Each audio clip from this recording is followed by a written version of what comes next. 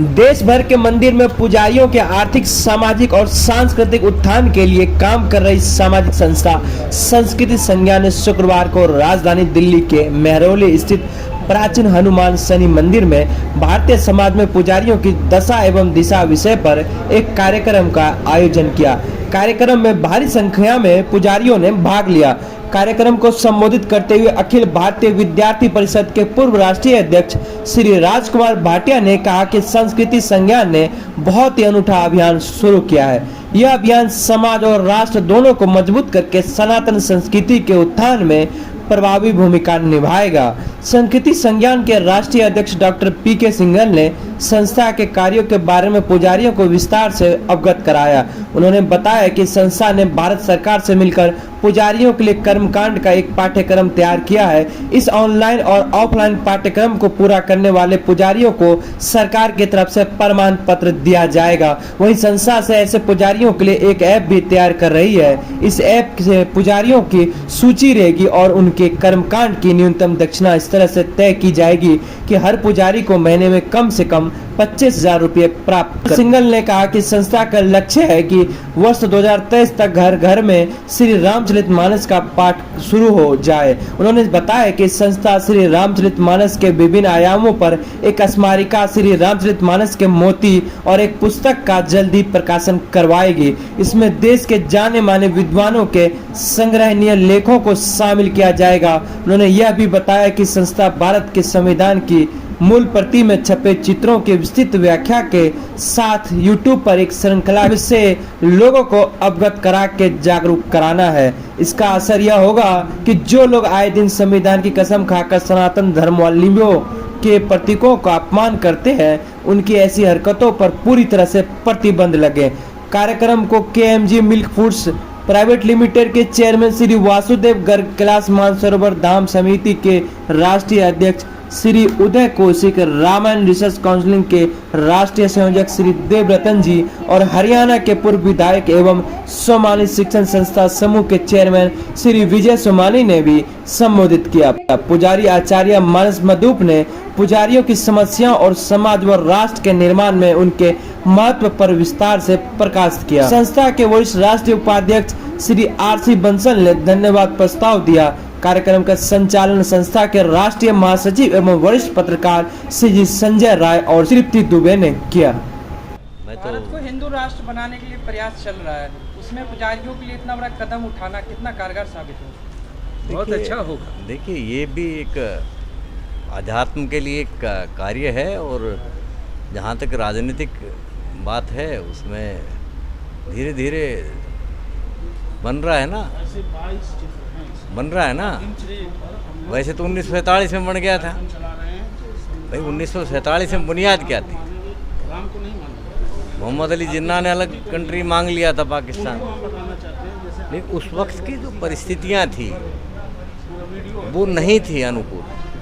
लेकिन आज जब नरेंद्र मोदी का समय है तो ये अनुकूल समय है और धीरे धीरे कुछ चीज़ें मान ली जाती हैं, कुछ चीज़ें लिख ली जाती हैं, कुछ चीज़ें समझा दी जाती हैं और कोई नहीं समझते तो उनको समझा दिया जाता है।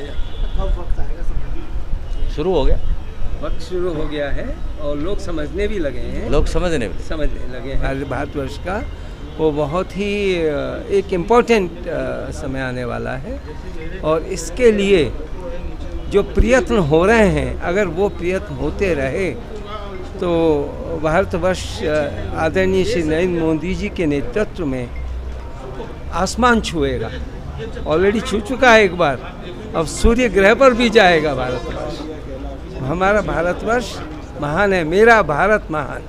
जय हिंद, वंदे मातरम। राष्ट्रीय संस्कृत संज्ञान का जो संस्था जो जिम्मेदारी तबरा उठा के मतलब चली है, कदम बढ़ाई है, उसके लिए क्या कहना चाहते हैं आप? मैं उसके लिए बस इतना कहूँगा कि हम लोग पूरी संस्था संस्कृति संज्ञान अपने पुजारियों के लिए बहुत कुछ कर रही है और बहुत कुछ करना चाहती है और पूरे देश के पुजारियों को एक ऐसी दशा देना चाहते हैं कि सब सक्षम हों, सबके घर परिवार सक्षम हों और सब लोग बड़े आनंद के साथ हमारी रामचरितमानस जी का प्रचार करें और घर घर में प्रचार करें। वर्तमान में भारतवर्ष जाग रहा है।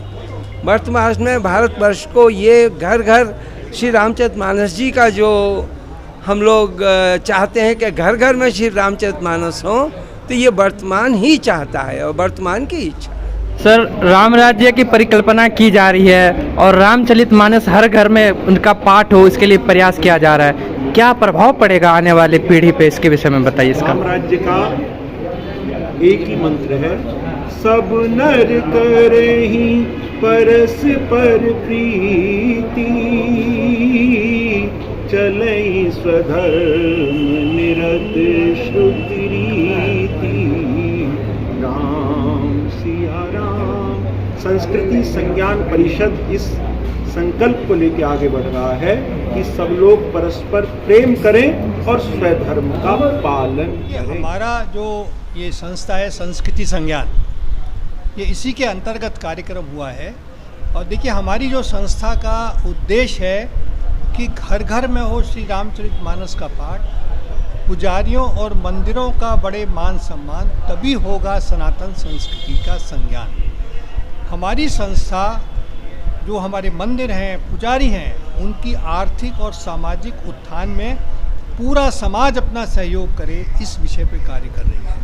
और इसीलिए हमने 3 प्रोजेक्ट इस विषय पर शुरू किए हैं।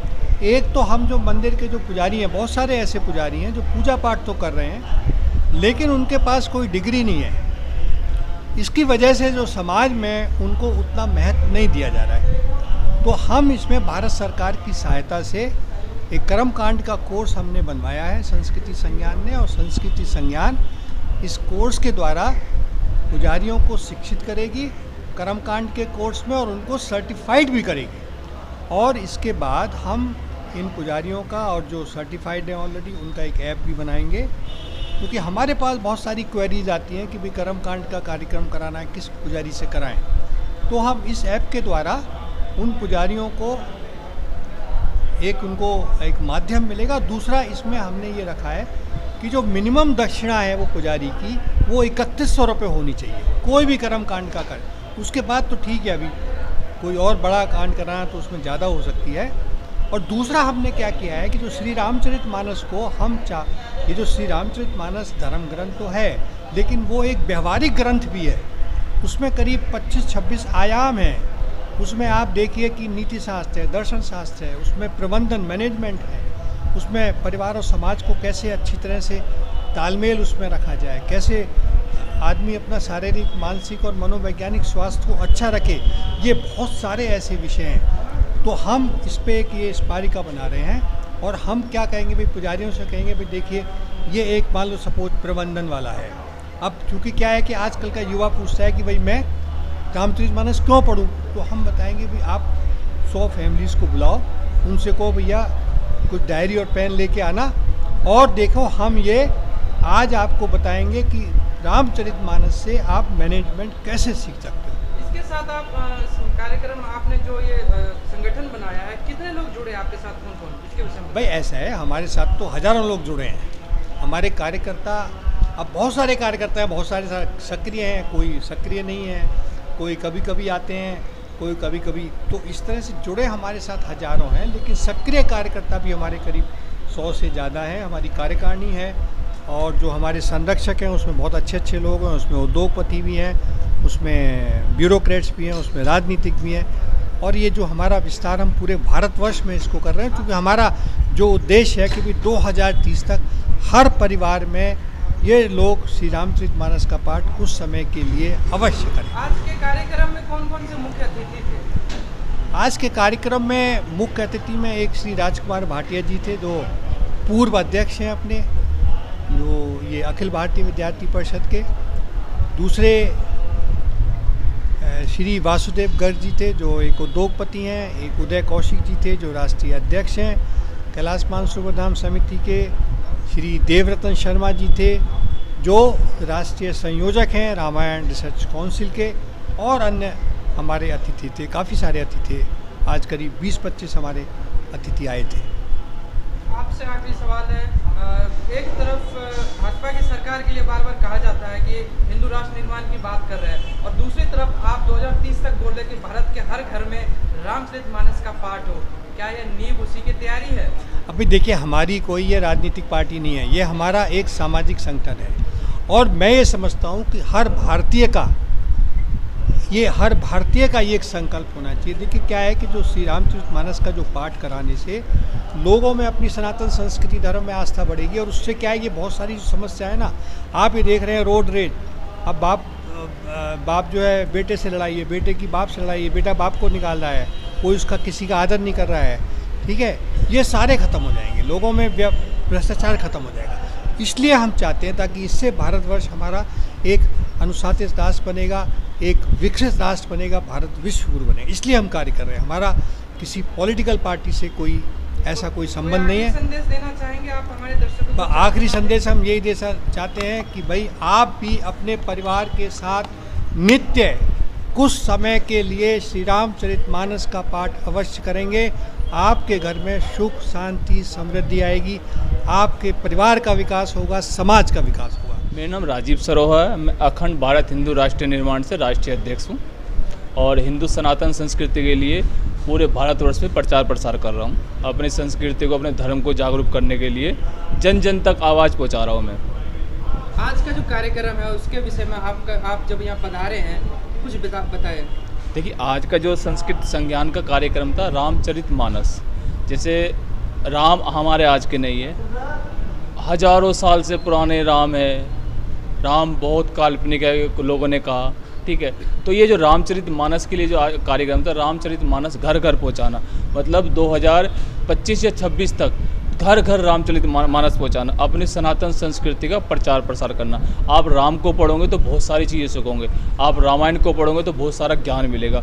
उसमें पता चलेगा असली नारी की पहचान क्या है, सीता कैसे बना जाता है, भाई भरत जैसा भाई कैसा बना जाता है, एक नारी का जब अपमान होता है तो उसके लिए लंका दहन की जाती है। ऐसी बहुत सारी चीज़ें पढ़ोगे आप, तो तब जब आप रामचरितमानस पढ़ोगे तो आपको इन चीज़ों का ज्ञान होगा। तो राम जी के चरित्र का जीवन में उतार कर हाँ बिल्कुल। देखो, मर्यादा पुरुषोत्तम भगवान श्री राम मर्यादित क्यों कहा गया है?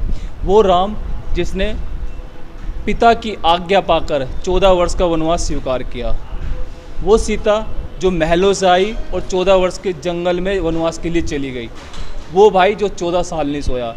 एक भाई वो था जो भरत, जिन्होंने भाई के चरण खड़ायु सर पे लेके 14 साल तक राज किया। ऐसी चीज़ें सीखने को इसमें मिलेगी। तो मेरा मानना है कि मैं रामचरितमानस घर घर, जितने हमारे सनातनी हैं, घर घर सभी को पढ़ना चाहिए। आपको, मैं धर्म से हट जाइए, आपको धर्म के अलावा, धर्म का ज्ञान तो मिलेगा उसके अंदर, लेकिन धर्म के अलावा आपको बहुत सारी ज्ञान की चीज़ें मिलेगी। आपको परिवार चलाने के नियम पता चलेंगे, आपको उसके अंदर आपको समाज में रहने के नियम पता चलेंगे, आपको रिश्तों की अहमियत पता चलेगी। आपको ये पता चलेगा जब नारी का अपमान होता है तो उस नारी के लिए लंका दहन भी होती है ना। आपको ये चीज़ें सीखने को मिलेगी। तो ये रामचरितमानस में बहुत बारीकी से दिया गया। रामचरितमानस आज से 7000 साल पहले लिख दी गई।